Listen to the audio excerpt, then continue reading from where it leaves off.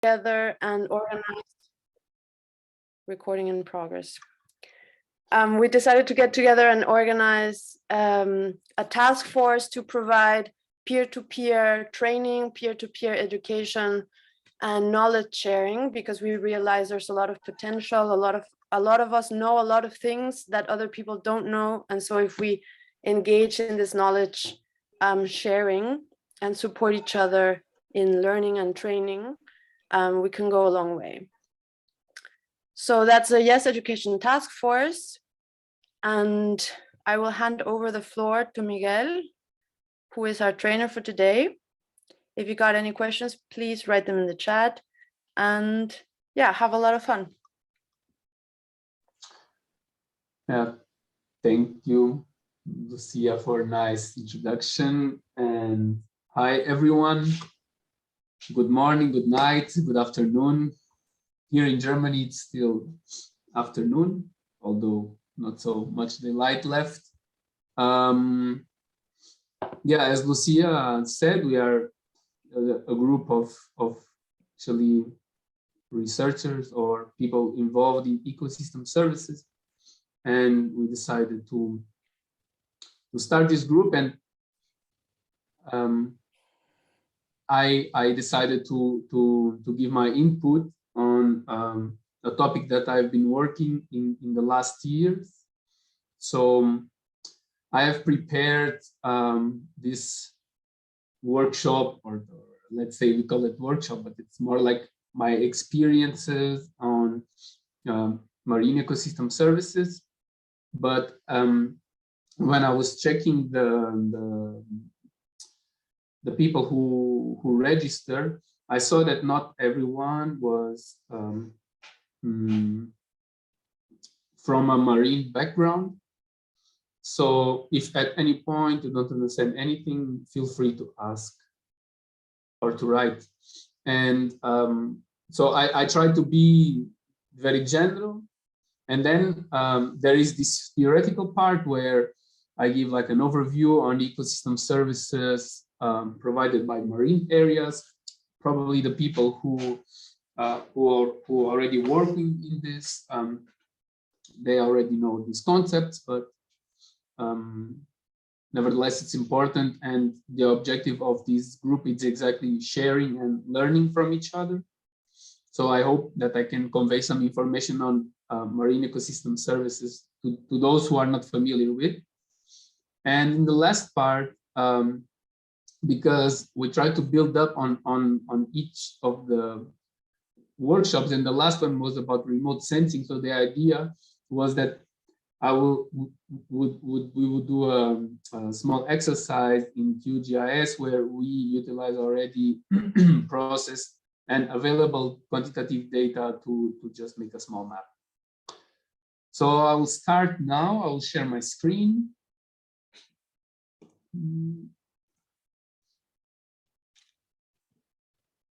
Let's see. I hope you can see it. Yeah, we can see it. So yeah, actually, I like to start my talks about marine ecosystem services with this, which is with every breath that you take, you have to thank the ocean because of the processes, and this already reflects its importance. But like ecosystem, marine and coastal ecosystem are very important, not only for us, but also for other biodiversity. And they are considered as hotspots because like in these areas are located some of the most productive habitats like coral reefs, seagrass meadows, mangroves, and salt marshes. They are also very unique, very beautiful, but more importantly, they have the capacity to regulate environmental processes at different spatial scales, from local scale to a global scale. And they are also important and interesting for us because they have a high natural resilience against natural phenomena.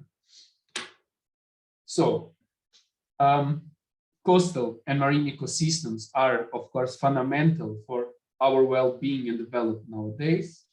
However, this importance goes far back in time. From early beginning of human development, coastal zones have always played an important role. Since the beginning, we have used them for nutritioning purposes, for transportation purposes, used as shelters. We gathered a building material for them. There were areas of inspiration, and this is where trading also started. Sorry. And then, of course, the world evolved a little bit, and I came across with this map, which shows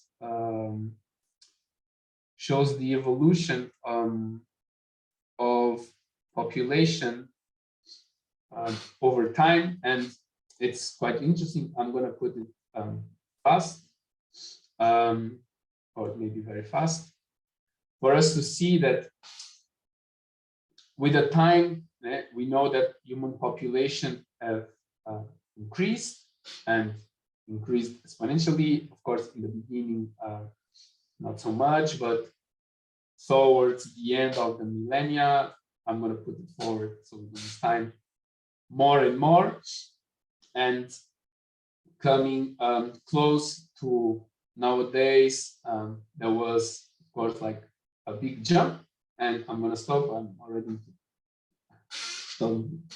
35, but we see here that the population is very concentrated at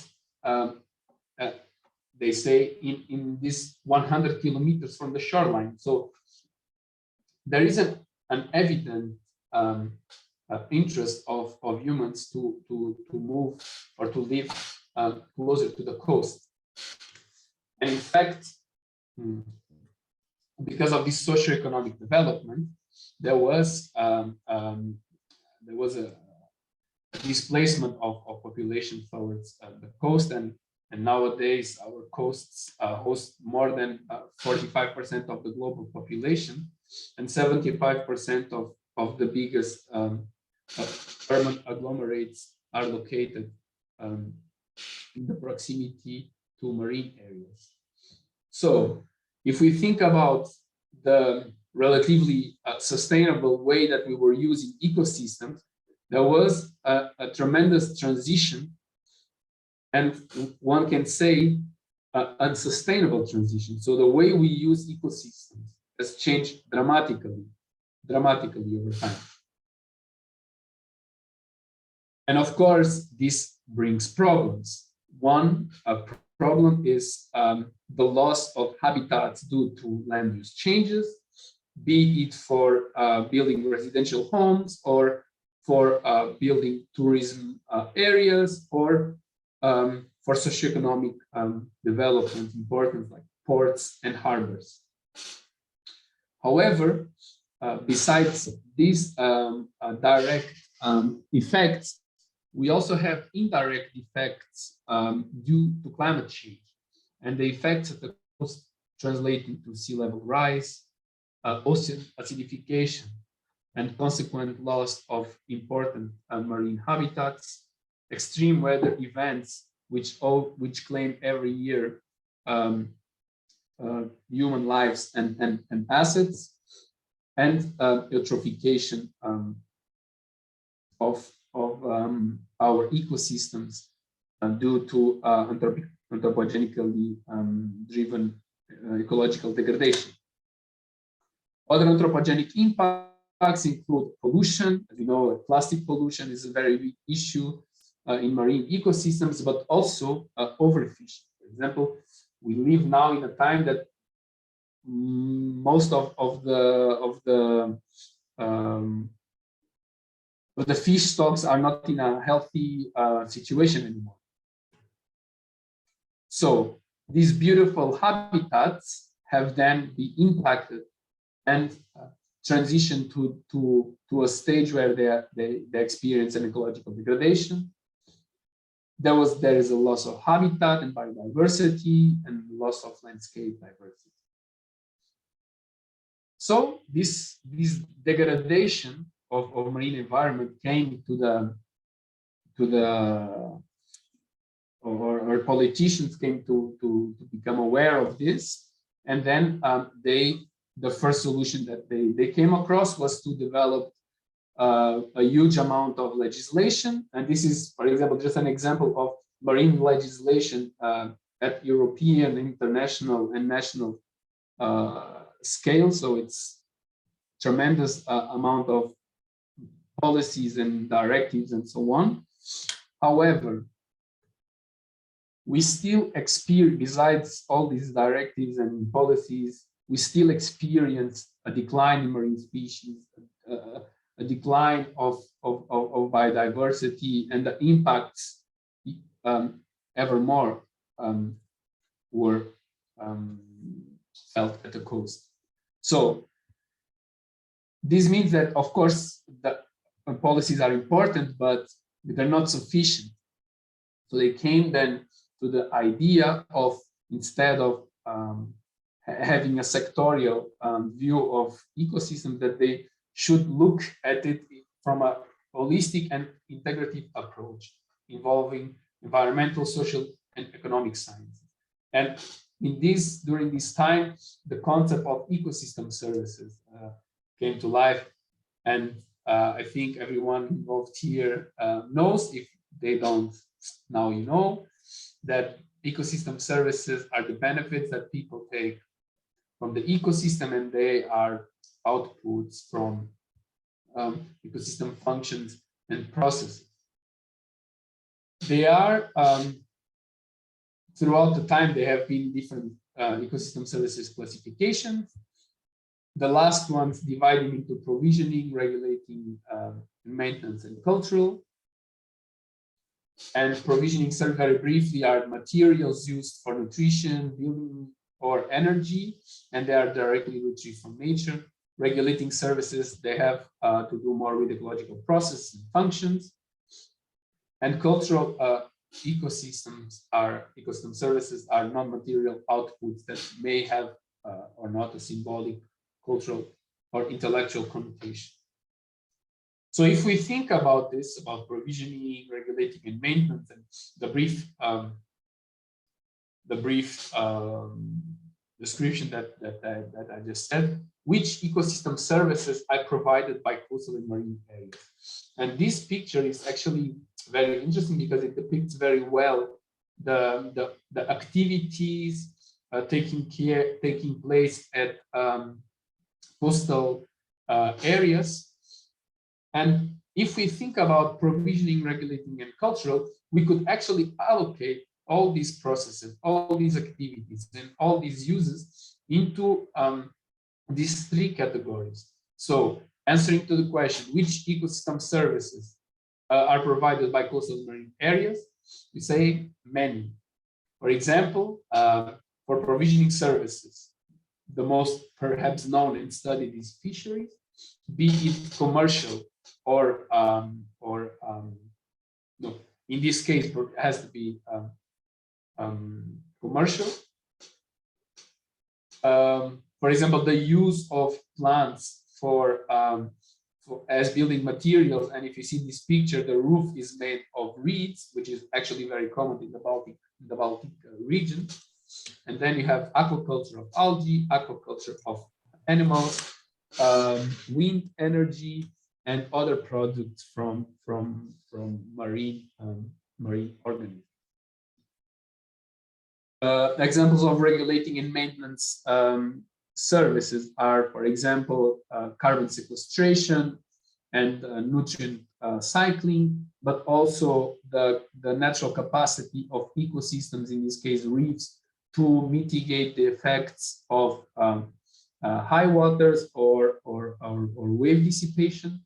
And also an important regulating service is the capacity, or not the capacity, but marine habitats act as refugia and are important for maintaining nursery populations, which would then have a trade-off with provisioning services.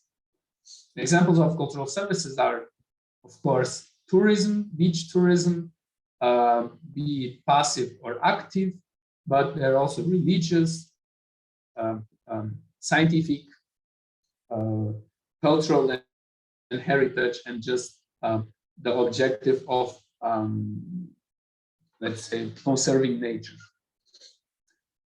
So the first efforts to assess ecosystem services, the work by Costanza in 1997, the Millennium Ecosystem Assessment, they were the first studies to assess ecosystem services and provided a global value of ecosystem services. But also, they highlighted and they raised awareness about the state of degradation and potential consequences for human well-being. Since then, there was a boom, an increase on the numbers of ecosystem services studies. The one on the right is from 2015, and the one on the right is recent, and the one on the left is a bit more old, from 2015, I think. So we see that, for example, there we have between 2010 and 2013 5,000 studies, so a 3-year gap, and in 2015 in the other graph we already have 3,500. So the magnitude of and popularity of the concept has increased exponentially. And so with this increasing number of studies, there were also increasing number of methodologies developed, and that build up on each other with different aims, objectives, and so on. However, if we put marine ecosystem services research side to side with all the body of knowledge on ecosystem services, there is a significant less, let's say, attention paid to marine ecosystem services. So the numbers are they're much lower than compared to terrestrial ecosystems, for example. If you see here in this graph, when I said that they had, in the other graph, between 2010 and 2013, they had 5,000 studies. Here, between 2010 and 2012, they have a much lower magnitude, 150 papers. So we see that there is a delay. There was a delay in the application of the concept to marine ecosystems. But also, this delay could be related to challenges of marine ecosystems itself. For example, there's less temporal and spatial data for marine ecosystems and marine realms compared to terrestrial ecosystems. The complex ecological processes are not yet well understood, and even if they are understood, they're highly variable between different areas. We don't really know yet, or we don't understand yet, connectivity and providing areas and receiving areas. So we don't know yet we don't understand completely the flow of ecosystem services in the marine environment. The fact that they are three-dimensional also does not help in terms of assessment. But most important, there's a lack of methodological approaches, especially quantitative approaches. There's a lack of comprehensive mapping approaches as well, a lack of integrative assessment, and there is a focus on, for example, coastal habitats compared to deep sea areas. And when there is a mapping, there is a high degree of uncertainty. So these challenges actually pose big problem. And the problem is that when we start working with ecosystem services, we sort of overlook what have been done already in disciplines related to marine environment. So we instead of just going to look at stock assessments, for example, or I don't know, physical modeling, or we just try to apply ecosystem services methodologies and overlooking already the immense body of knowledge and know-how related to ecological processes. So there are challenges to be addressed. Sorry, I was kind of lost here. So there are these challenges to be addressed, and they need to be addressed because ecosystem services are being increasingly integrated into environmental policies and directives related to marine environment. For example, marine spatial planning addresses ecosystem services, integrated coastal zone management, water framework directive and marine structure framework directive in Europe also require or they at least say that it's beneficial to assess ecosystem services.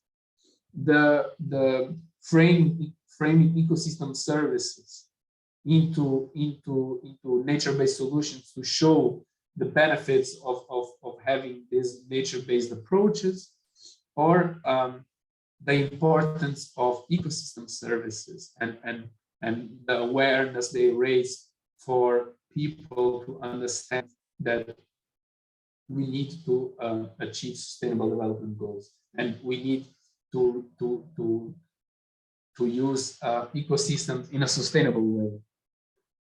So on one side we have the challenges, on the other side we have the needs.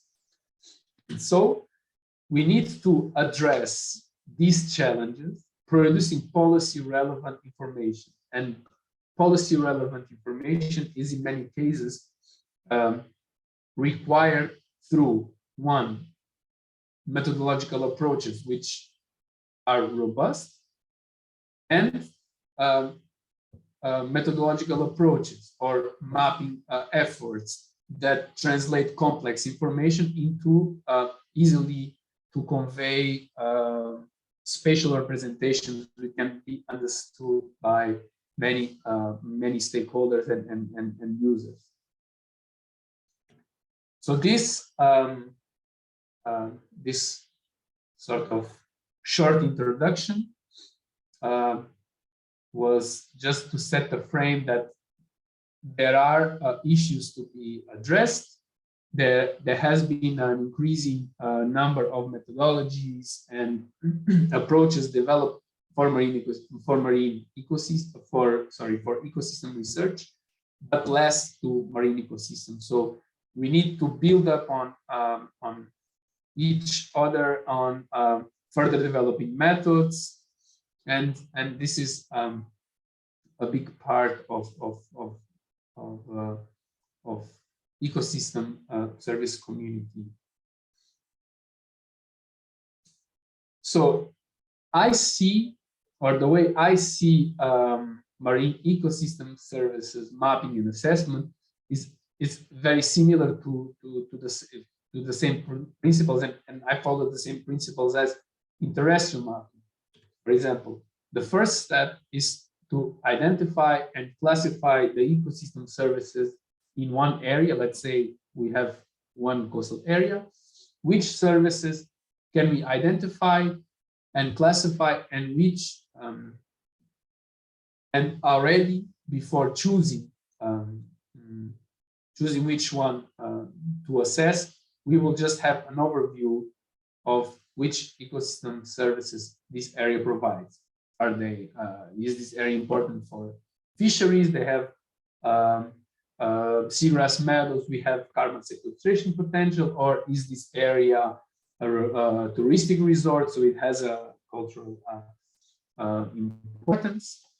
Then after we had an overview, and perhaps we already defined which services are of our interest, we need to define indicators which represent the selected ecosystem services. And nowadays, there is a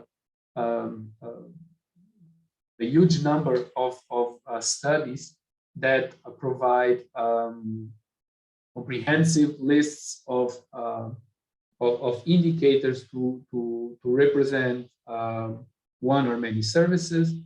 So there is a lot of information out there. There are quantitative indicators.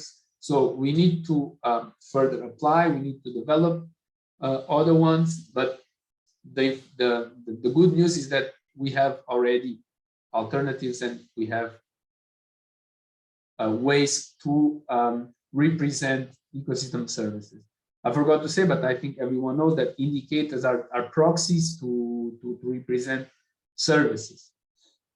So for example, if we want to represent fisheries, or we want to assess fisheries, we would, for example, use the indicator tons of fish landed per year. If we wanted to highlight the carbon sequestration potential, we would look for an indicator or information on grams of sequestered carbon per square meter in the area, or related to tourism, the number of overnight stays. So after we have the services defined, the indicators defined, we need to define which methodological approach do we want to follow. Do we want to have a qualitative assessment where we just say, okay, this area provides between this and this amount of fish, so I think it's important for fisheries, and I will give it a 3. This is based on perception, and it's a non-quantitative data. Then we have semi-quantitative, which combines the perceptions and quantitative data. And then we have a quantitative assessment, which utilizes only quantitative data. Quantitative, in this case, empirical data observations and so on. So there is an increase in complexity from qualitative to quantitative, but there is also an increase in reliability. The fourth step is to define the number of ecosystem services to be addressed, because maybe it's of our interest to have only one, to have two, to identify bundles, or to have an integrative view. So exactly it's this, we can choose one ecosystem, one or more ecosystems for one or several categories, or we can have multiple ecosystem services from the 3 categories: provisioning, regulating, and cultural, and have an integrative view of the system. Then afterwards, we would think of what is the approach, what is the study really, what we want to convey the information. Do we want to have a study that is more environmental, or that understands more the ecological mechanisms responsible for the provisioning of ecosystem services, or do we want to assess ecosystem services in a way that we show the social economic dimensions, perhaps in a monetary value? And then after we have gone through all these steps, we decide what do we want to as output of our work. Do we want to have a report? Do we want to have maps, databases, policy briefs, scientific articles, media articles, public scientific articles? So it's up to us, it's up to our objective, but this is based on the work that I've been doing in the last years on marine ecosystem services. This is usually the steps that we take. It doesn't mean that we always go step by step in this way. Perhaps we already know that we want to have an economic approach from the beginning, and then we already know, and then we skip this step. So this is just a stepwise way, or let's say a checklist to know that we address everything important in terms of system services assessment and mapping. So now I will just give some examples that I found in literature of these of these three methodological approaches: qualitative, semi-quantitative, and quantitative. For example, one of the most known qualitative approaches is the matrix approach developed by Burkhardt. In this study, we adapted it to the Coronian Lagoon, which was located in Lithuania, and we asked experts for them to provide an estimate of what they think the lagoon provides in terms of ecosystem services. Here in this specific case, we ask comparing 2 points in time, so there would be an increase or decrease. But this is just to say that it's an expert knowledge. And then in the end we have a mapping which is based on perception. Another example on application of expert matrices, but this time at a finer spatial scale. So we have on one side an habitat map, and then we ask experts to give their input. Of course, it has always to be a representative number of or a considerable number of persons who represent all the spheres of society and have of course knowledge.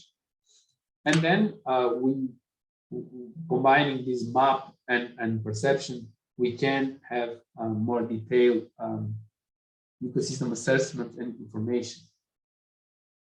Another qualitative approach is expert-based participatory mapping, known as participatory GIS or PPGIS, where people would just pinpoint areas which are of interest, or areas where they like to go for recreation, or they like to go for fishing and so on. And then in the end, based on the points, they are geo-referenced, and then you have a density of points which would then represent the importance of the area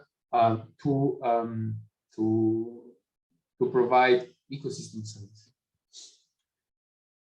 Another example is, for example, presence and absence in terms of spatial distribution of ecosystem services. So, for example, here we have a study area, and we know that the study area or the ecosystems that are located there, they provide certain services in a quantity, which is what called lookup tables. And then based on the presence or absence of these ecosystems in the study area, we can have a map of the spatial distribution of ecosystem services supply. An example of semi-quantitative approach is it's actually a method that I developed when I was doing a PhD, which was combining, like comparing 2 points in time and combining qualitative data and quantitative data. So, for example, we always strive for having empirical data, but when that was not possible, we would go to literature, databases, and so on until we would end up with the last resort, which would be to ask an expert. And then we can also represent some services, of course, at different spatial scale. And then perhaps the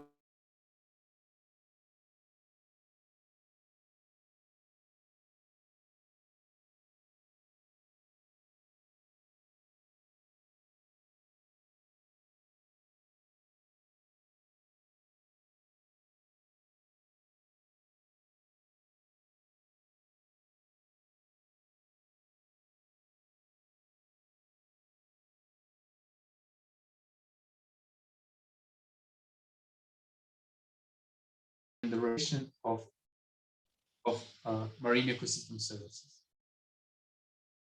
Another very used quantitative approach is done through biophysical modeling using biophysical indicators.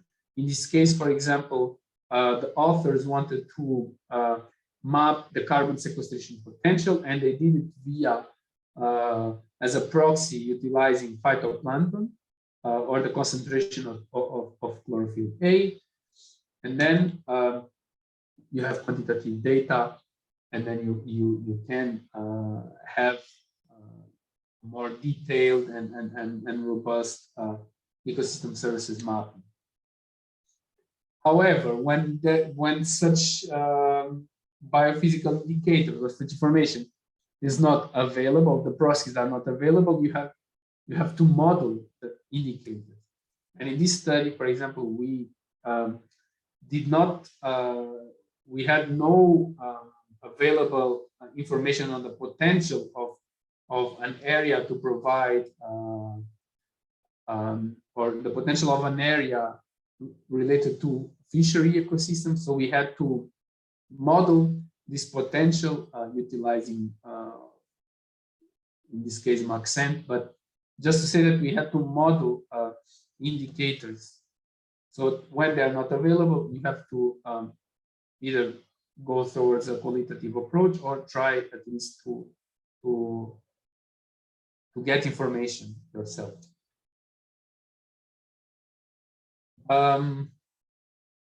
So this was more or less my overview of the studies and study. I would say most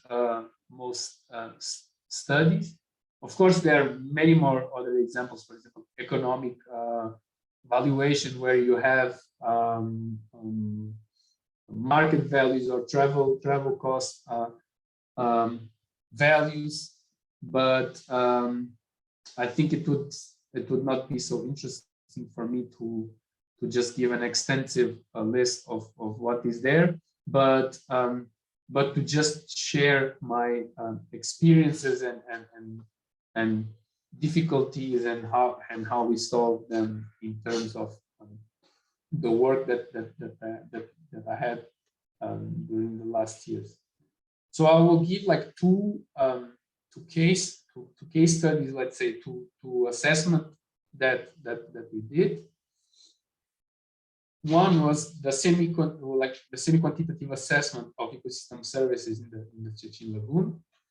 So, and as I said before, we developed this marine ecosystem service assessment tool, and at the time, of course, there was already notions of demand and there were notions of flow, but most of the studies at that time, and still it's very recurrent, they assess only the supply, the current supply, providing a synoptic view of what is happening today. But how do we know that ecosystem services provision today, it's in a sustainable state? We don't know. So the idea behind this was to compare 2 points in time, the present status, and a better, let's say, better ecological status of a water body, to really understand if the ecological degradation of ecosystems affects the provision of ecosystem services. So we went through sizes, a classification, and we excluded some services that were not relevant for aquatic ecosystems. And then we went through MICE, which is mapping and assessment of ecosystems and their services in Europe, which provided at the time a list of indicators to serve as proxies for services. But MICE's list in the beginning, they had, like, for example, the same indicator for different services. So how could we represent different services utilizing the same indicator? So at that time, we came up with our own indicators. And in the end, we had 54 indicators, which we always looked for data for the initial status and the present status. And I forgot to say that the initial state, since this study was conducted in Europe, and the Water Framework Directive in Europe asked the member states to define a reference and a good ecological status of their water bodies, we utilized this time period that was identified as a good ecological status as our initial point. So we looked for data at this time. This case was for 1960s, and we were looking for statistical data for fisheries in 1960s. So it was actually very complicated. And then we do this for the two status, and the difference in the indicator values we allocate into decrease in ecosystem service provision, no change, or an increase. And then we created this very nice diagram which aggregates information based on sizes, hierarchical organization. So for example, for the initial status, we were looking at landings of fish. And we had a value of 4.2 tons per year per square kilometer in the Szczecin Lagoon, for example. We always reported that this data came from reports or literature or empirical data, and that we had also guidelines for reliability. So once we put the number there, this already calculates automatically the borders for the other classes of change. So that when we look at the data for the present status and we put there the value, it automatically calculates how far, or it stays in the same place, how far the value is from the initial status. And then it goes towards a decrease or an increase, in this case, decrease of fisheries, which was then later associated with, for example, ecological degradation. We put the number there, and then this allocates the class of change. So once we have done this extensively for all the services, or at least the ones that were possible to find, we have this kind of information. We on the outer ring, we have which indicators were used in gray, and then the class of change for the services, and then which would then be aggregated in average values to higher hierarchical organization. So to sum up, like for example, for the Szczecin Lagoon, we saw that comparing to previous times, there was a decrease of fisheries, and in general, a decrease of regulating and maintenance services. And these were then later on attributed to ecological degradation. But of course, like there is a socio-economic dynamics, they change, so the lifestyle of people change. So the cultural importance of these areas, of water areas, became more evident, let's say. So then we did this for different water bodies in Lithuania and in Germany, and because the results of this method, they allocate the services into classes of change, we can compare results between categories, because they are unitless, and between other study areas. So this was very interesting approach. And then I finished my PhD and so on, and I came up to a new challenge, which was the need to assess ecosystem services in a quantitative way. So it was mandatory. I had to do it, and I had to find a solution. So this case study, it's how we quantitatively assessed and mapped wild seafood provision in Lithuania, marine in this case. So for those who don't know where is Lithuania, it's a Baltic country located in the north of Europe. It's relatively small and has a small population, small coastline, and a small exclusive economic zone. However, fisheries are important, and there is an intrinsic connection with the sea, with the Baltic Sea. So when we were looking at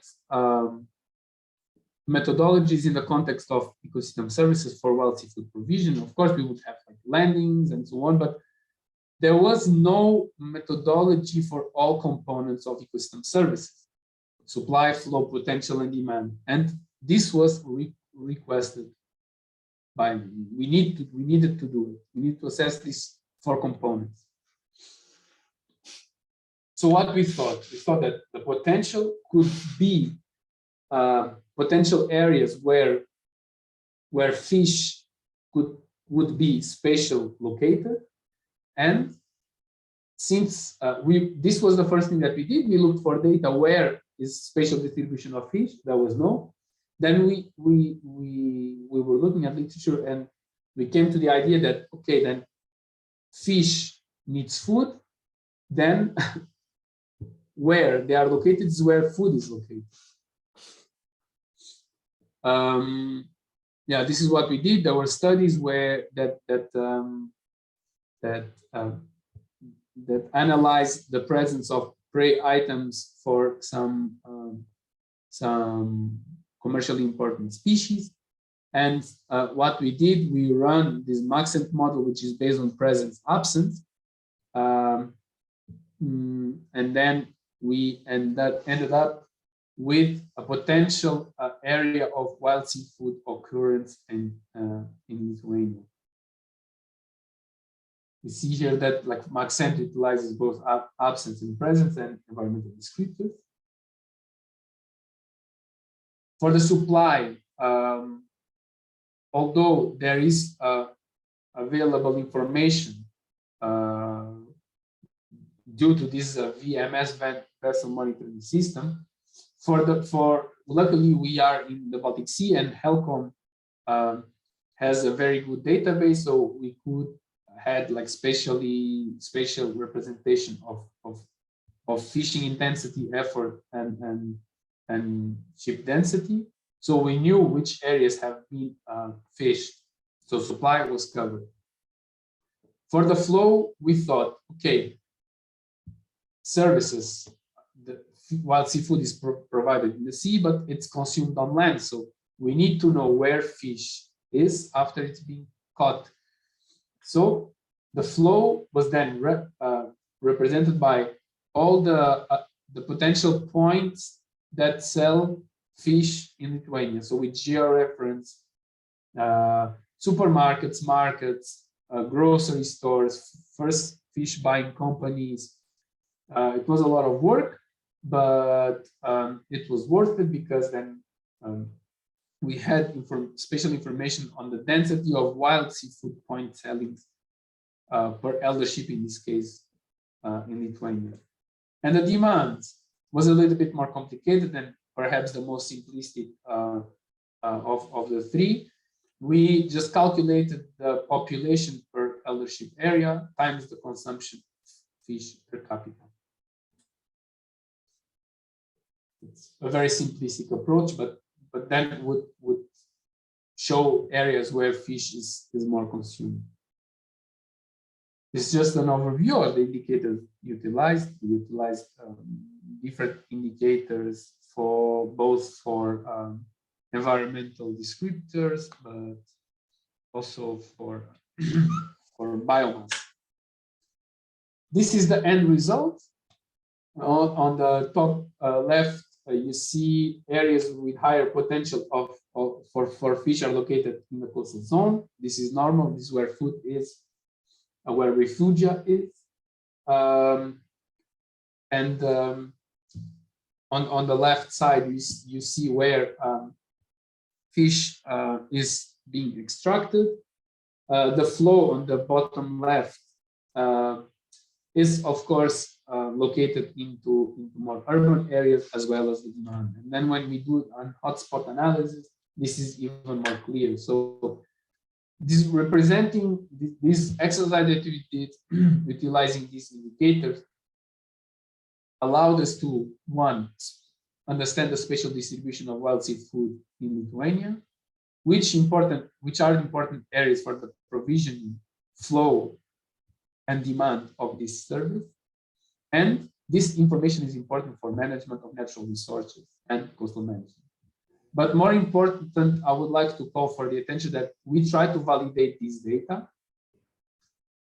Of course, we could not, and the validation is, let's say, not very, very high, but at least we tried to attempt it.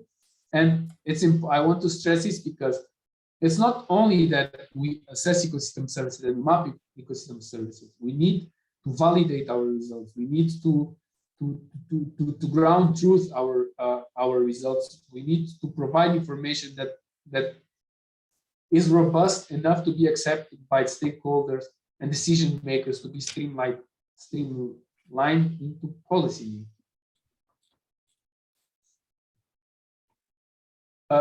Just shortly concluding, of course, mapping ecosystem services has a pivotal importance for marine governance. As I said before, the Water Framework Directive required an economical analysis of water services, both for supply and demand. The Marine Strategy Framework Directive says that by applying the ecosystem service approach of human activities, we understand we enable a sustainable use of marine goods and services. The Marine Strategy Framework, the Marine Spatial Planning, says that it's important to understand pressures and consider these pressures in the development of the plans, which could affect the provision of ecosystem services. And for example, the Biodiversity 2020, in this case now 2030, ask for member states to assess and map ecosystem services. So it is needed, and we as scientific community have to respond to this call, trying to find solutions, trying to find methodologies, but good methodologies, good solutions, and reliable results. This was another study where we just thought, what would be the advantages of including mandatory ecosystem service assessment into different steps of these approaches. And we came to the conclusion that it's important, an ecosystem service assessment anyway, because you identify ecosystem services in an area, you show the importance of these areas for human well-being, which, for example, other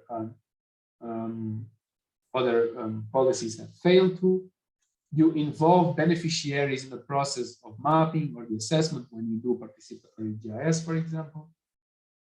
You can solve conflicts, and in the end, you're providing and supporting information.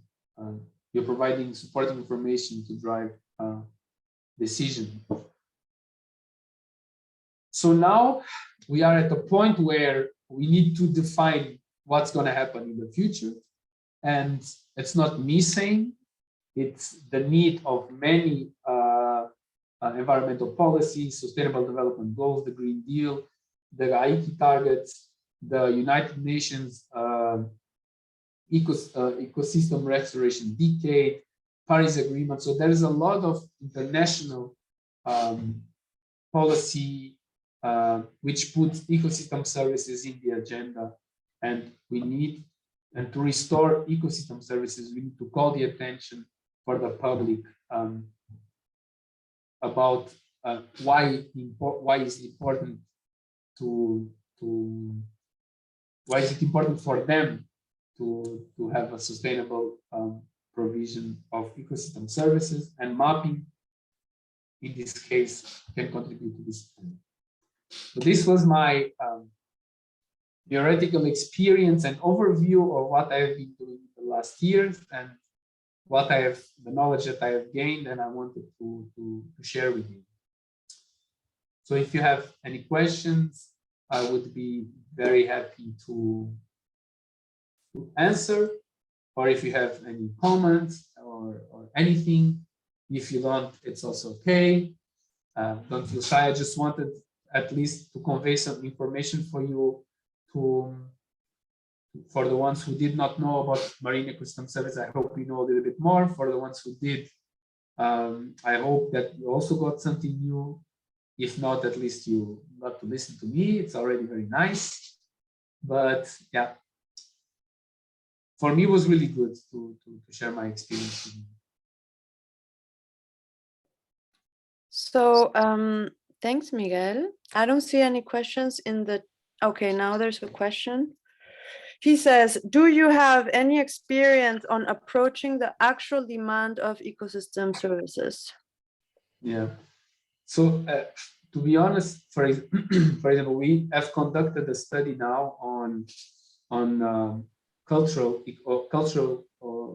recreation, and to be honest, in the end, what if we approach demand from a very simplistic way, we would always use population density, because where the population is higher, the demand would be higher. But in this case, we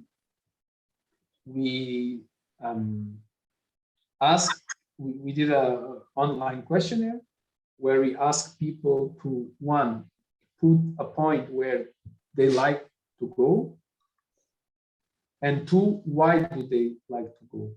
So then we could see what is demanded by people, but that does not necessarily mean that we would spatially represent it. And this is the problem. The problem is that sometimes some components of ecosystem services are not very easily mapped, but they can be assessed, of course.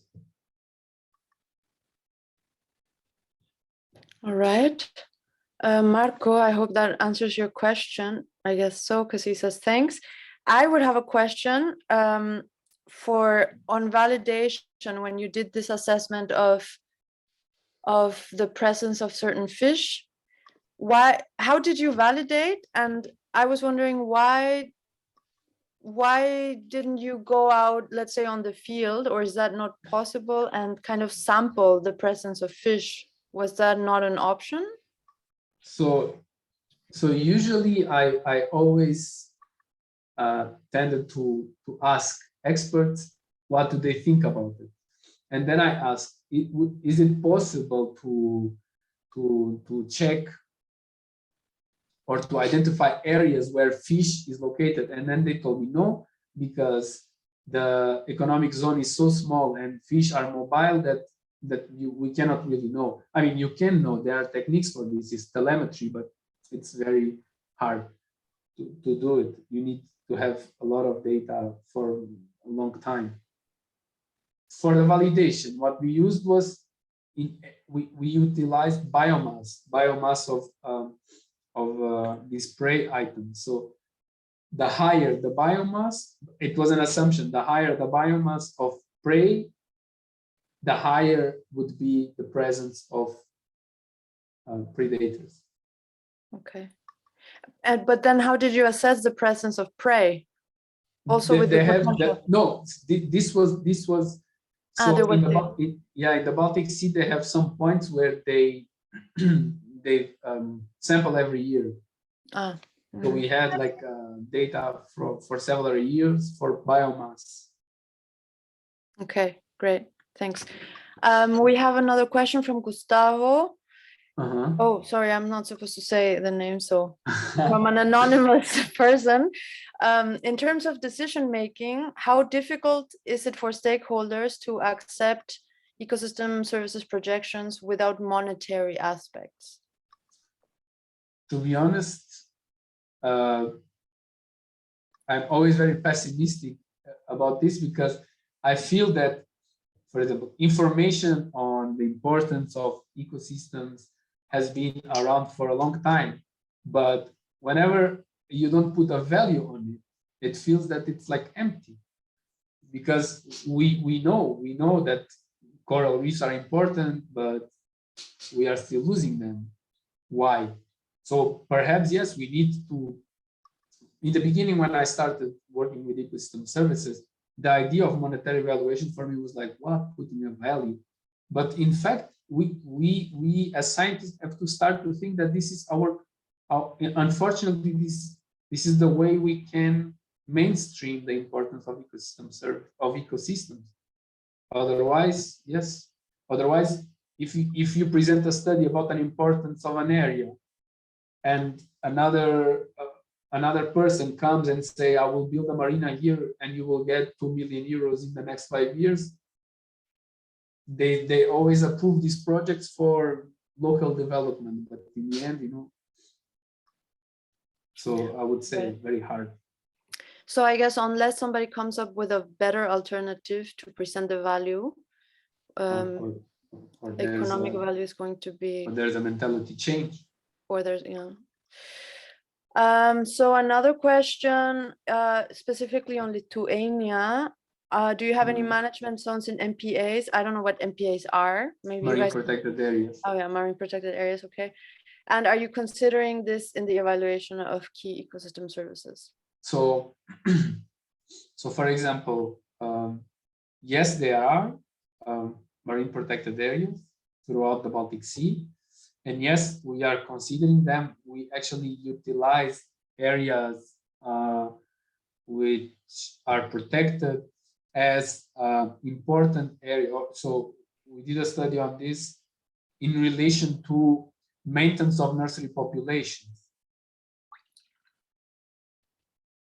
So that areas which have a high importance for maintenance of nursery population are also protected. For example, reef structures closer to the coast, these areas are blocked for other marine activities. Okay. Another anonymous participant says, what are your suggestions for validation of cultural services? Yeah, this is a very big problem. I would say it's because in the end you are valid. So for example, in a study that we developed now in the project in Lithuania, we did like this. We assessed the cultural recreation, the coastal recreation supply for an area based on distance to water, based on cultural points, based on beach entrances, so many points, and then we created an index, and in this index we have areas with high or lower potential for cultural ecosystem service supply.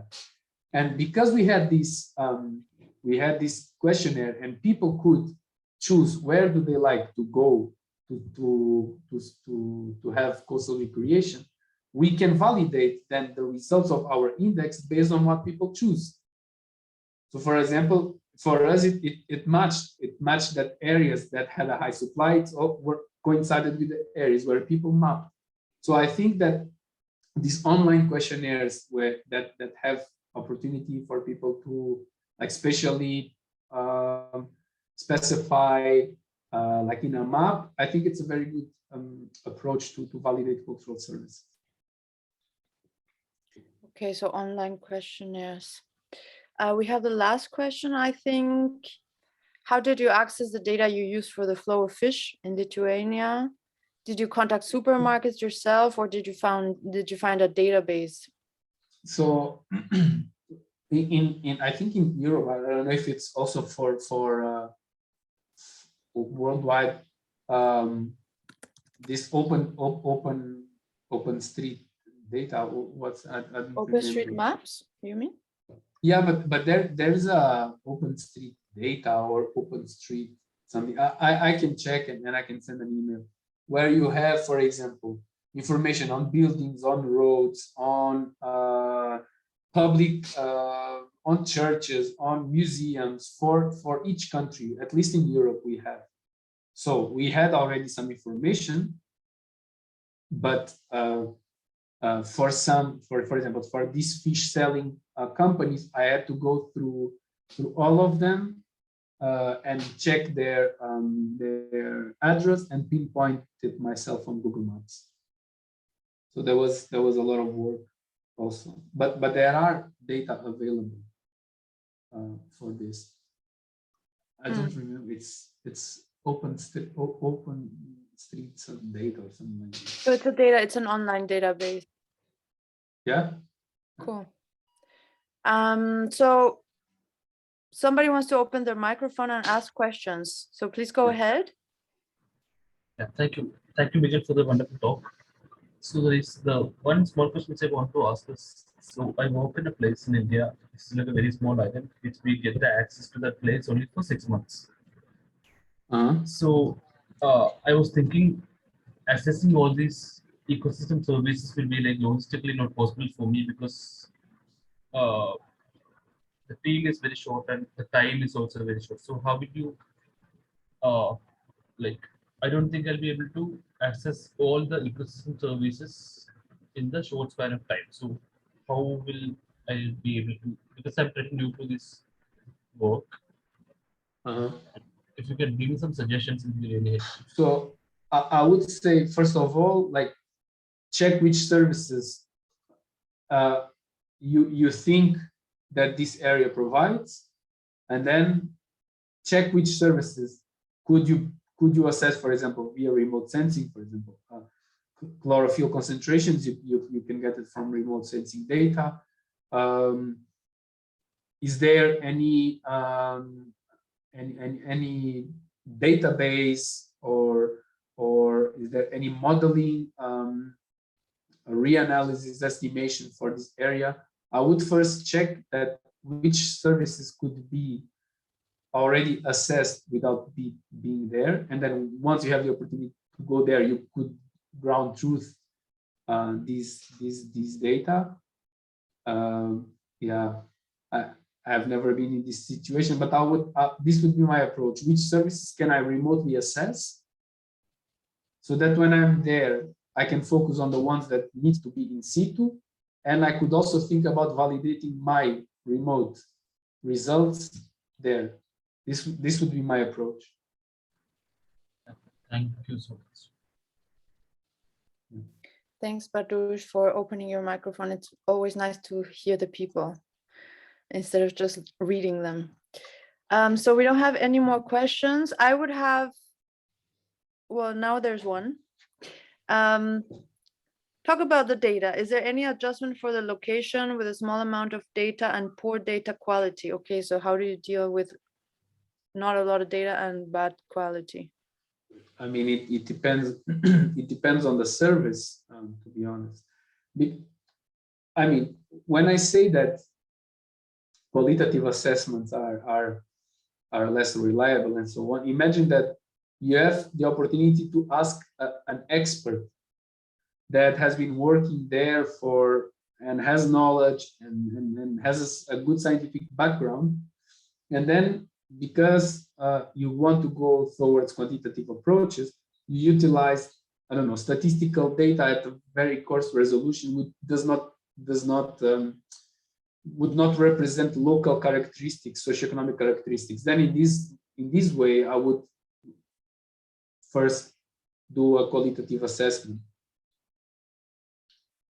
But as I said, like, if you want to go towards quantitative approaches, you can use this data for quality, but then you just have to state the limitations of your work.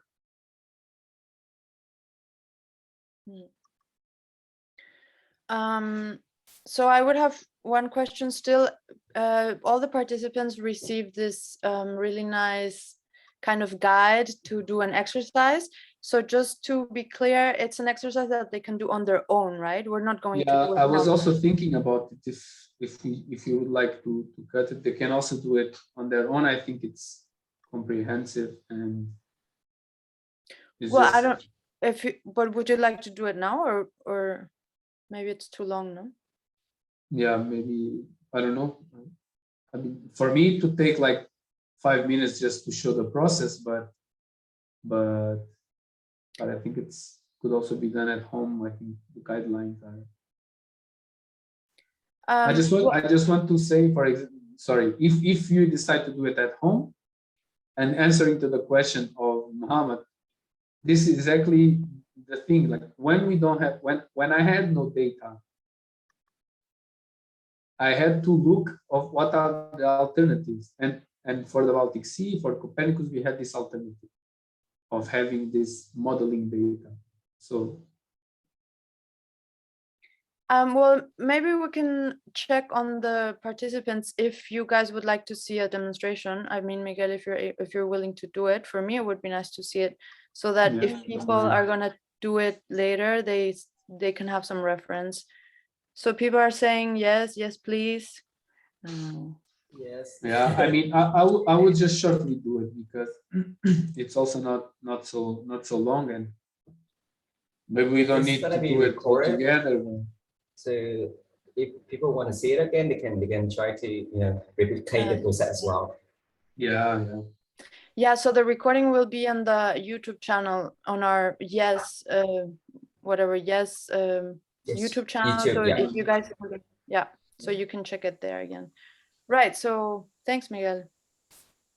Let's do it. Yeah, I will do it. It's very fast. So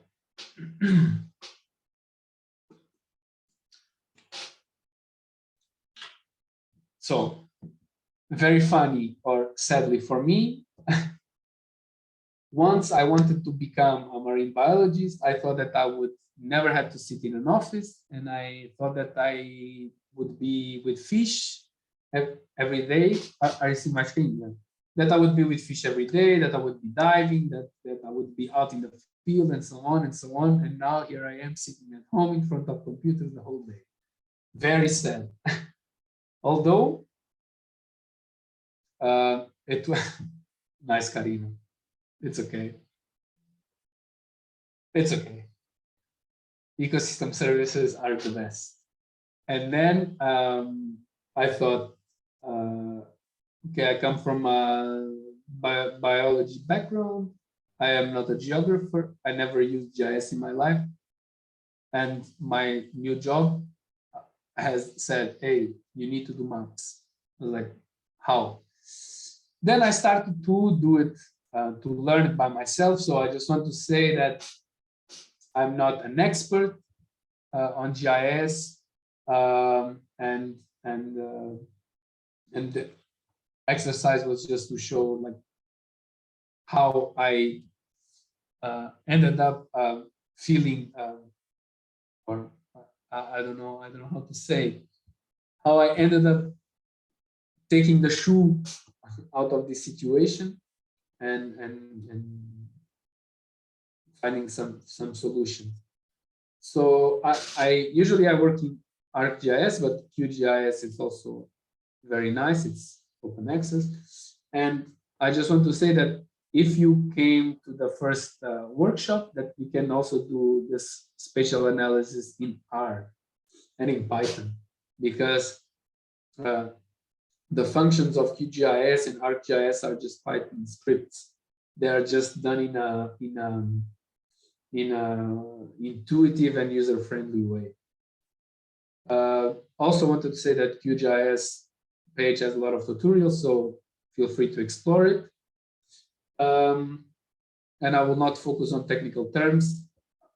If I say something wrong, I'm sorry, because I know that there are some experts here on geographic information systems. So my objective was to show how can we build up on the work that Ray does, which is to aggregate data from remote sensing, and how me, as a person who doesn't know remote sensing, or I'm not the ecosystem modeler, can utilize these data for my research and my purpose. So imagine that you already had downloaded ArcGIS, then you would unzip the folders that I gave, and inside there are three files. These files I have. I went to Copernicus database for the marine service, and I went to the Baltic Sea, and I say that I wanted to look at Baltic Sea biogeochemistry for the year 2019. Then I'm registered there. I just downloaded directly which data I wanted from which year, which month. They have daily and monthly data. And then I was very happy that I could do it. And boom, first problem. The file came .nc. And at the time, I did not know what is .nc. It's a netcdf file which stores environmental data, but this needed to be transformed into raster. Block number 2, I had never used R in my life, so I had also to learn R, and it was very easy because there's a lot of help online. So I transformed the netcdf file into raster in R. If you want the script, just write to me a message and I'll give it to you. Maybe now I will just put the QGIS. It would be then nicer. Do you want to share your screen, Miguel, or no? Because we're not seeing your screen. Yeah, I know. You're seeing okay. the flower, right? We're seeing you. You're seeing me. Yeah, no screen. Not at all. Not For at all. Time. Yeah, this all. I'm sorry that I didn't say before, but no, we've just no been worries, seeing no you. worries. Nothing. I was just happy. I was giving a presentation to me. Exactly. No worries. I just had the nice pictures. That's all. So it was. You have it, so you can go through it at home. Just open QGIS. It looks like this for the ones who don't know it, and you can go to here. Look for raster data, or you can simply go here and look for it, or you can look here in the browser. I will come, it's going to be easier and faster. And let's say I'm looking for TIFF files, which are the raster files. Let's see if I can open them all together, or if I can pull them here. Did you just do that with Alt? Like what key did you press to select? Yeah, I pressed Alt. But usually I go to the folder, I select the 3 of them, and I pull them here. Okay. So you have, let's say you have raster files, and you have here the Baltic Sea. For the ones who don't know it, very beautiful marine area, very interesting. And we have here, for example, 3 parameters. We have oxygen at the surface, oxygen at the bottom, and chlorophyll. I chose these 3 because this would be the 3 indicators that I would choose to represent, for example, maintenance of nursery conditions, because you need higher concentrations of bottom oxygen, you need oxygen in general, and you need chlorophyll as a food source. Phytoplankton would be then grazed by zooplankton that would be then eaten by fish. So very simplistic way of representing one service. And then within GIS, you can change colors to better understand areas which have a high or low values of these services. Then, for example, imagine I have these 3 these three parameters, and I would like to aggregate them to represent this maintenance of nursery population service. Then I would go here to the processing tool and look for a raster calculator,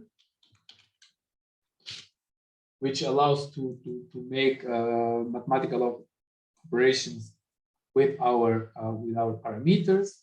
So just like a sum, simple sum, I would just add the three of them together, and because I already missed today, I would just give the reference layer one of the three parameters that I use, and then you just go run. I mean, in this case, it's that easy because I took the three parameters from the same day, from the same database, from the same day, so they have the same spatial resolution, they have the same number of columns and rows. But to make operations with raster calculator, you need to have all the parameters if they come from different databases in the same spatial coordinate system, the projection, sorry, and they need to have the same size, same number of rows and columns. So this is the output of this sum, and like, to be honest, this would be my simplest representation of this ecosystem service. Then we could come here. We would represent this, let's say, from, there's so many colors, but yeah, let's say here, doesn't matter.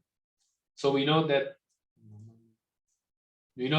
dark green shows higher values, and light green or white has lower values of this index. And then what we do is, like, we could, for example, translate this information instead of numbers into let's say a Likert scale, or label it as very low provision, low, medium, high, and very high.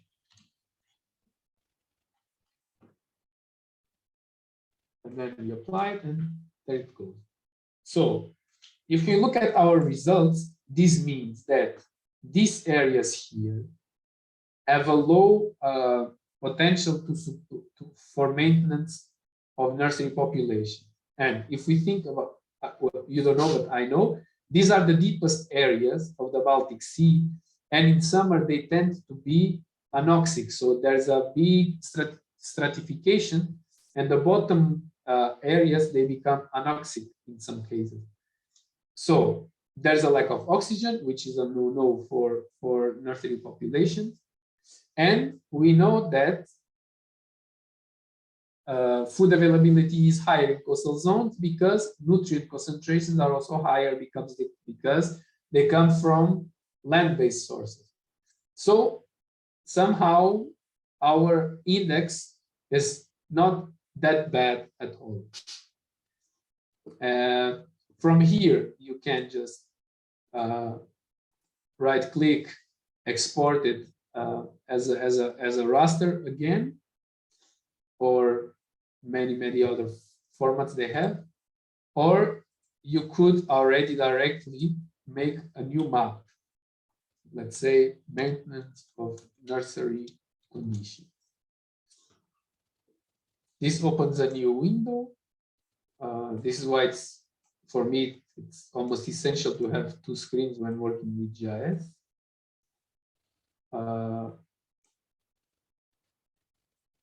And then you would click here, but I wrote everything.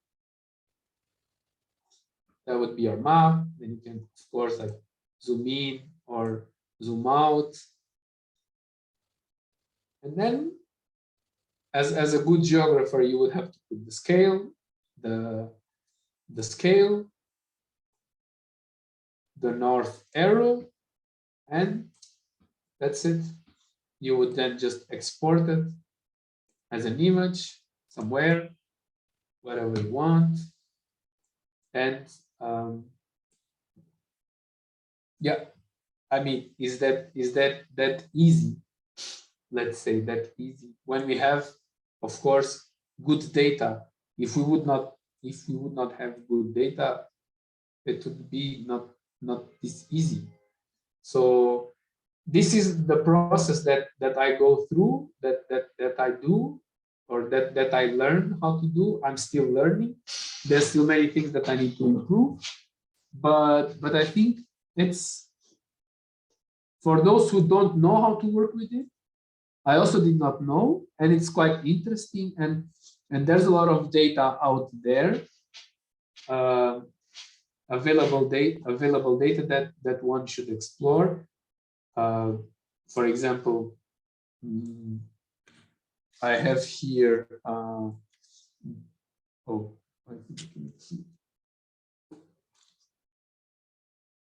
I have here like these databases.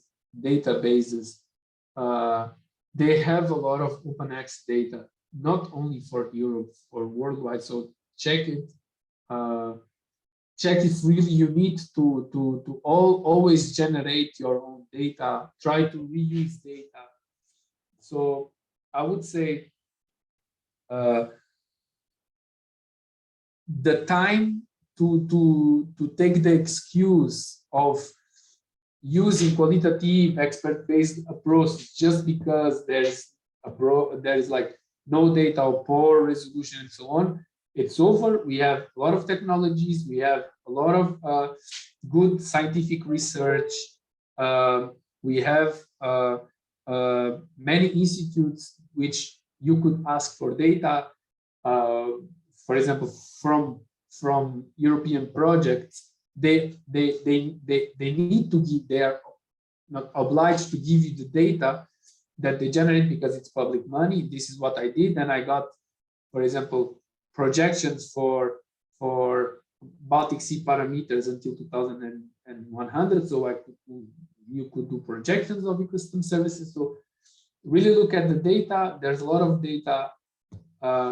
Play with it, learn, and make nice maps. Because if I would say, for example, that the Baltic Sea, it's an important area for maintenance of nursery populations, but visualizing it, you see where you can spatially be, you can be specific and say like, okay, these areas need to be restored because in these areas the supply is lower than others, and it's this kind of spatial information that it's necessary. Of course, as I said, it would be nice to have a validation of this, but this would be the next step. This is just a simplistic view of just creating indexes based on several indicators. This is what it's basically biophysical modeling, and there are many equations and indexes available. So please explore it, and we have, for the concept to go forward, we have to build upon each other's work. Thank you, Miguel. We have a question, but before we read this question, I would have a question regarding what you just presented, and I kind of missed what format was the data before you converted it to raster. Was it like an Excel table? Was net CDF file.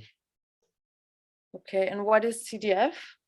Net CDF, it's a format of that it's used to store atmospheric information. So, for example, almost all let's say climate projections or model parameters, they would come there, or they are stored in net CDF files. Okay. I also did not know. So you converted netcdf to a raster using a Python script, right? I did it in R, but you can do it in Python. Oh, in R. Okay. So Ray is offering some nice explanation to the netcdf. Thank you, Ray. Yeah, thank you, Ray. There's this question whether the availability of data affects your decision on selecting and quantifying specific services, because most of the time we are limited with data, and maybe there's an ecosystem service that is important, but maybe it will not make it in the assessment because there's not enough data. I mean, so in the end, you have to choose between not assessing it or assessing it very bad, right? Because there's not enough data. So either one, you assess it and you clearly show the limitations of the work and the problems associated with it, and you use it. You use this argument to say that more work is necessary to generate data. So just a justification for project funding or for generating data at this scale, or you simply don't do it. We also had to just simply not assess some ecosystem services because we had no data, and to just have a general information that in the end will not bring anything. Yeah, I would say then you have to choose between not doing it or doing it very poorly, but always stating the limitations of it. Great.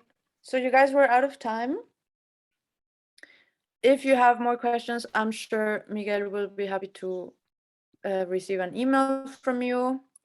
The information is in the flyer. You can also write us an email to our Yes Education Task Force email, which is also in the flyer. I don't know it by heart, so I can't tell it to you, but it's in the flyer that you've received. And you will also be receiving a feedback form, and we would be very thankful if you can take 3 minutes of your time to give us some feedback. Next year we'll be also having workshops, and stay tuned to the social networks in Yes to receive information on the workshops for next year. If you're interested in giving one workshop, if you have some skill that you would like to share with other professionals, with other researchers, feel free to write us an email and tell us what you would like to share. Yeah, and other than that, thanks for your presence, thanks for your attention, for your participation, and have a nice end of the year, everybody.